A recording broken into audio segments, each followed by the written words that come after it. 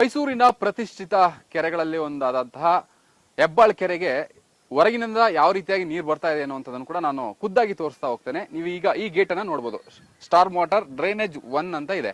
So ಇಲ್ಲಿ ಬರ್ತಕ್ಕಂತಹ ನೀರು ಎಲ್ಲಿದೆ ಅಂತಂದ್ರೆ, ಇಲ್ಲಿಂದ ಅಂದ್ರೆ ಹೆಬ್ಬಾಳು ಮತ್ತೆ ಈ ಕಡೆ ಭಾಗದಿಂದ ಬರುವಂತ UGD ನೀರಾಗಿರ್ಬೋದು, ಚರಂಡಿ ನೀರಾಗಿರ್ಬೋದು, ಇವೆಲ್ಲವೂ ಕೂಡ ಇಲ್ಲಿಗೆ ಕನೆಕ್ಟ್ ಮಾಡಿದ್ದಾರೆ.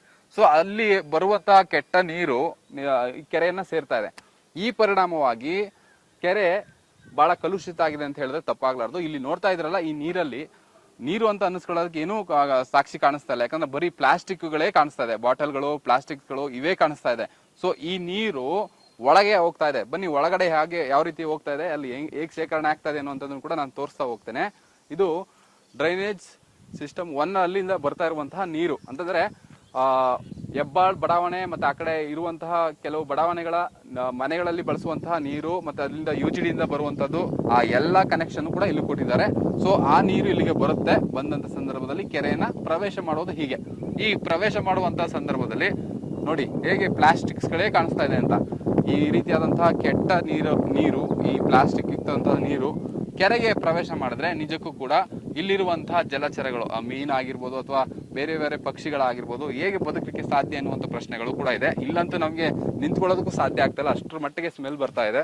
ಆದ್ರೂ ಜನ ಬೆಳಿಗ್ಗೆ ಮತ್ತೆ ಸಂಜೆಯಲ್ಲಿ ವಾಕ್ ಕೂಡ ಮಾಡ್ತಾರೆ.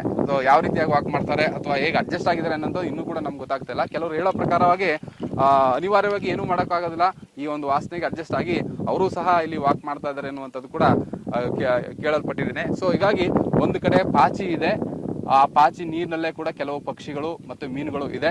ಇನ್ನೊಂದು ಕಡೆ ಈ ರೀತಿಯಾದಂತಹ ಕಸದ ರಾಶಿ ಜೊತೆಗೆ ಪ್ಲಾಸ್ಟಿಕ್ ಬಾಟಲ್ಗಳೇ ಕೂಡ ತುಂಬಿದೆ. ಕೆರೆ ತುಂಬಾ ಬಹುತೇಕ ಈ ರೀತಿಯಾದಂತಹ ವಾತಾವರಣ ಇದೆ.